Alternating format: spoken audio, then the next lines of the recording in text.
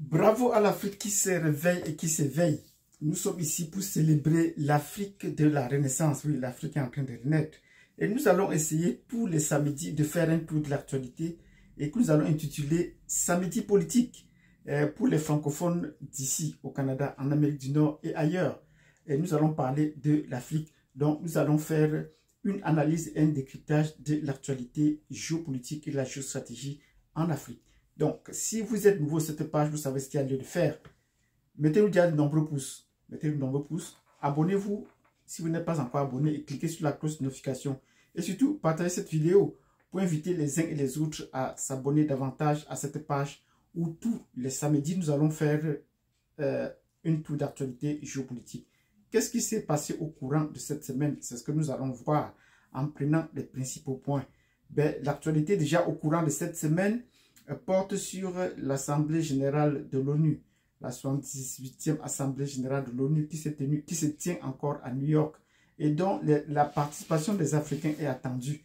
Donc nous allons voir les nouveaux pays souverains, puisqu'il y a certains pays qui sont très attendus, les nouveaux pays souverains, la préparation, les participations et tout ce, et comment les uns et les autres ont jusque-là intervenu. Donc si vous êtes intéressé d'en savoir davantage, faites ce que nous avons dit précédemment, mettez-nous des pouces, abonnez-vous, cliquez sur la cloche de notification et surtout, partagez cette vidéo. Nous allons, d'entrée de jeu, entrer dans le vif du sujet. Donc, nous parlons du tour de l'actualité.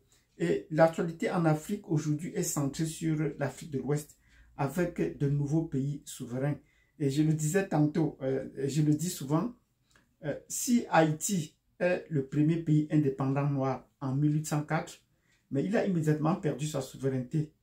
C'est-à-dire les autres puissances la France et les autres puissances sont coalisées pour arracher, pour contrôler ou manipuler la souveraineté de Haïti et l'embrigader. Or, actuellement, le premier pays souverain noir, c'est Mali. Disons bravo au Mali, qui donne à l'Afrique ses lettres de noblesse. L'empire du Mali était connu dans l'histoire comme l'empire le plus riche avec Mansa Moussa, ainsi de suite. Mais le Mali aujourd'hui nous donne une nouvelle version et je suis fier d'être africain grâce au Mali et tout ce que son président actuel, Assimi Goïta, est en train de faire pour le Mali, après avoir vraiment souffert dans les rangs de la France. Quand il raconte son histoire, ça fait pleurer. Nous reviendrons sur cette page-là. Quand il raconte son histoire, ça fait pleurer. Parce qu'il le raconte en bambara, dans sa langue, avant qu'il y ait des traductions. J'ai dû chercher pour avoir des traductions. Donc, vive le Mali, qui est le premier pays indépendant noir, et dans sa lignée, on trouve qu'il y a le premier pays souverain noir. On trouve qu'il y a des pays comme le Burkina et le Niger qui sont actuellement en train de suivre. Mais ce n'est pas le Mali qui a pris l'initiative. L'initiative est partie depuis l'Afrique centrale. Oui, c'est la Centrafrique de Touadéra qui a pris cette initiative de prendre ses distances par rapport à la France. Même pas de prendre ses distances par rapport à la France, mais de faire intervenir d'autres puissances, de faire intervenir la Russie dans son pays pour assurer d'abord sa protection personnelle, celle de sa garde et permettre au pays s'installe.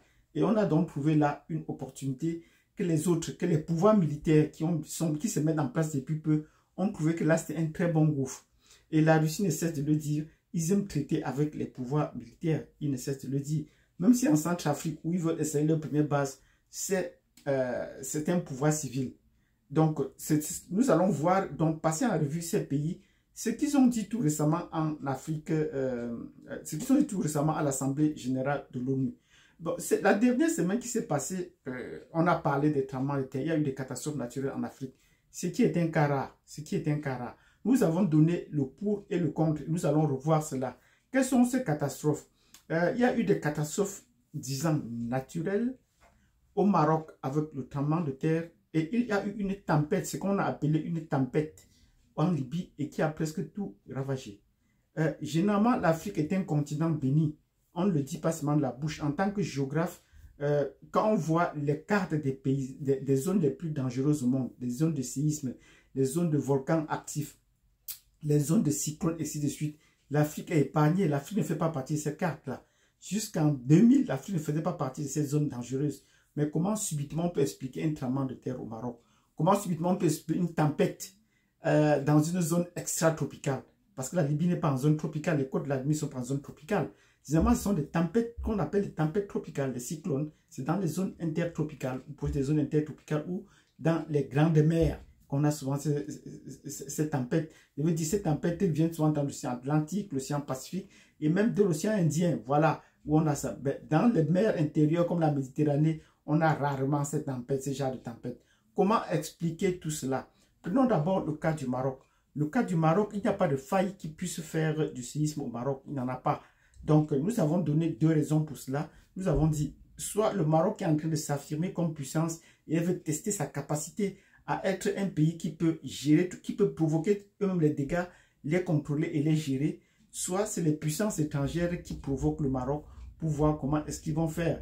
Pour leur jeter un petit hameçon pour voir comment est-ce qu'ils vont faire et venir en aide. Vous savez, si la plupart de ces pays sont souvent à la fois des pyromanes et des incendies et les sapeurs-pompiers. Donc, ils jouent à la fois sur les deux. Donc, ça peut être à la fois ces deux perches qu'on a tendues au Maroc, mais l'avenir nous le dira. Mais dans la foulée, une polémique s'est créée parce que le Maroc s'est mis à sélectionner ceux qui devaient lui venir en aide.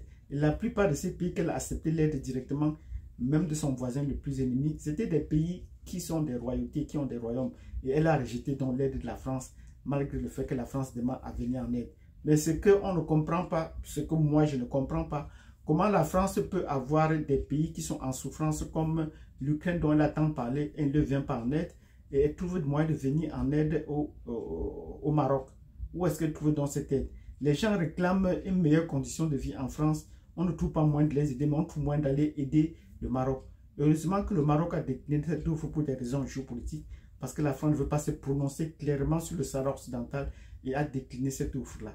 Mais maintenant, les télévisions françaises tentent de vouloir salir l'image du Maroc ou de son roi, mais attendant que le roi doit intervenir. Non, on n'est pas dans une république. Au Maroc, on est dans une monarchie constitutionnelle. On est dans une monarchie. Donc, n'attendez pas qu'il fonctionne exactement comme le président fonctionne en France pour vouloir faire des déclarations ou justifier pourquoi est-ce qu'il a pris telle ou telle décision. Mais les secours sont en train d'être mis en place et les choses vont bon train. Les Marocains créent une solidarité autour de cette situation. Et vous dites, même l'Algérie est venue en aide et son aide a été acceptée, mais pas celle de la France. Maintenant, nous allons, donc si vous comprenez ces deux situations où ce n'est pas une catastrophe naturelle, si c'est naturel, voilà la raison. Ben, là, disons, ce n'est pas une catastrophe naturelle parce que quand on passe au rang de grande puissance, il faut être à mesure de pouvoir juguler ou de créer, de supporter souvent ces fortes émotions dans la population pour leur développement. Donc, voilà pour le cas du Maroc. Maintenant, une autre catastrophe s'est mise en place en Libye. Oui, en Libye. Un pays, nous rappelons que la Libye est un pays désertique. La Libye est un pays désertique. On nous a expliqué que, moi j'ai voulu comprendre en tant que géographe, comment est-ce qu'on peut avoir une tempête, il s'appelle ça tempête, qui est de l'allure d'un cyclone qui a dû frapper les côtes libyennes. Pourquoi sélectionner les côtes libyennes? Ça n'a jamais été le cas, on n'a pas vu ça depuis des siècles. Et pourquoi frapper une zone où il y a toujours des tensions politiques? Oui, ça a frappé plutôt l'est de la Libye, une zone contrôlée par le général Haftar qui est opposé au pouvoir en place à Tripoli. Donc là, il y a une question. Et on nous explique que cela s'est formé depuis sous le ciel de la Turquie. Alors que nous savons que nous sommes en été en Europe. Où est parti les points de confluence entre les vents chauds et froids pour créer ce tourbillon qui a dû déverser des trombes d'eau sur la Libye au point de faire déplacer des barrages. On nous a dit que c'était une tempête de l'échelle 6 sur l'échelle de Richter. Et nous disons oui, mais si on peut accepter, parce que généralement quand ils annoncent les tempêtes, ils nous disent que ça sont les tempêtes du degré 9, comme cela était le cas. Parce qu'au regard des dégâts, ça est une tempête au-delà de 6 degrés, au-delà de 4 ou de 5 degrés, comme ils ont annoncé. Ce n'est pas vrai. C'est une tempête au-delà. Mais puisqu'ils savent que dans la nature ne peut pas créer des tempêtes, la nature ne peut pas faire des tempêtes au-delà de 7 sur l'échelle de Richter, ils ont dû ramener ces chiffres plus bas pour justifier cela. Mais quand nous regardons les dégâts qui ont été créés, toutes les maisons rasées, les barrages qui ont été conçus ont cédé, on ne va pas quand même accuser Kadhafi de son temps d'avoir fait des choses à la légère. On se dit que non, il fallait une force au-delà de 9 même pour pouvoir détruire ces barrages et tout raser sur le passage, laissant en chemin près de 3000 morts. Voilà un pays que la France a détruit, voilà un pays que la France doit aider. Elle préfère plutôt aller sur les réseaux, sur les médias, parlé de l'aide au Maroc, dont le Maroc n'en a pas besoin. Ils n'ont pas parlé de leur soutien ou de leur aide aux Libyens. C'est malheureux pour eux. Donc voilà ce qui peut justifier ce qui peut justifier comment on peut expliquer la tempête qui a lieu au Sahara. Donc ça ne peut pas être une tempête naturelle, c'est une tempête créée. Et tout récemment, on se rend compte cette semaine, l'ancien président américain qui a détruit la Libye, qui dit qu'il veut aider la Libye. Vous voyez, ça fait toujours partie des narratives de mépris.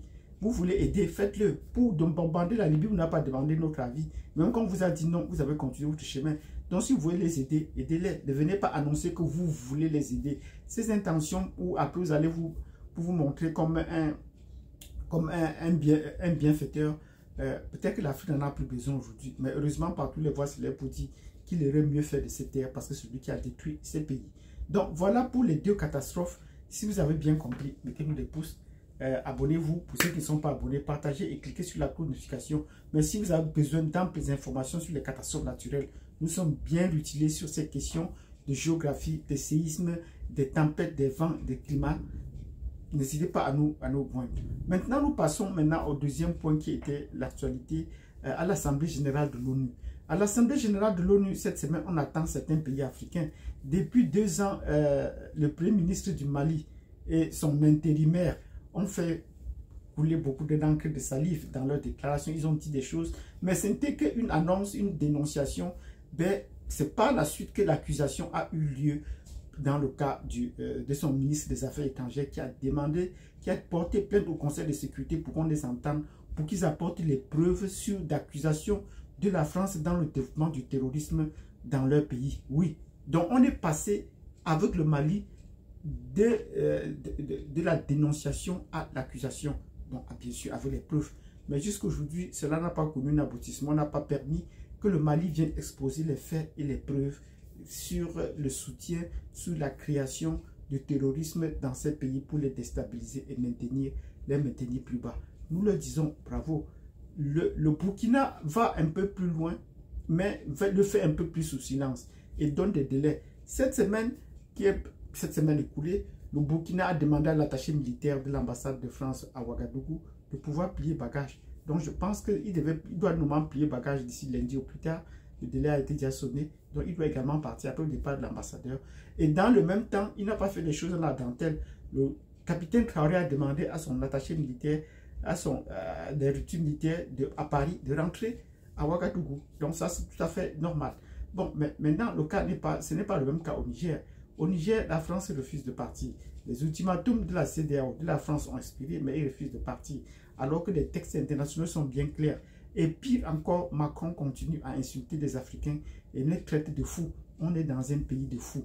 Où est-ce qu'on est là? Son langage ordurier montre à quel point il a la condescendance pour nous. Je veux faire une petite parenthèse ici pour dire, ils ont souvent utilisé la France et les Français ont souvent utilisé des langages pour nous traiter des animaux. Je veux prendre le cas du précaré. Quand vous comprenez souvent dans les pays ouest-africains, certains disent que malheureusement nous sommes dans le précaré français. Il faut bien qu'on parle du précaré. Qu'est-ce qu'un pré? C'est un espace clos dans lequel on a des animaux. Et même si on peut lui donner la forme carrée. Donc un pré, c'est un espace où on garde des animaux. Un pré carré. Donc quand la France considère que l'Afrique est son pré carré, surtout les pays francophones, et c'est un pays se fier d'être dans le pré carré français, ça veut dire que eux qui habitent dans ce pré carré, ce sont des animaux. Il faudrait qu'on dise ces choses exactement comme ça se dit dans cette définition-là. Aujourd'hui, quand Macron dit que nous sommes dans un pays de fous, pour qualifier particulièrement le Niger et ces 3 pays, le Burkina et le Mali, il qualifie également ces gens comme s'ils n'avaient pas de tête. Ça veut dire que les décisions qu'ils prennent, ils ne les contrôlent pas du tout. Mais on leur demande carrément de quitter donc les pays des fous. Les fous les demandent donc de quitter leur pays. Pourquoi est-ce qu'ils insistent à rester dans ces pays des fous?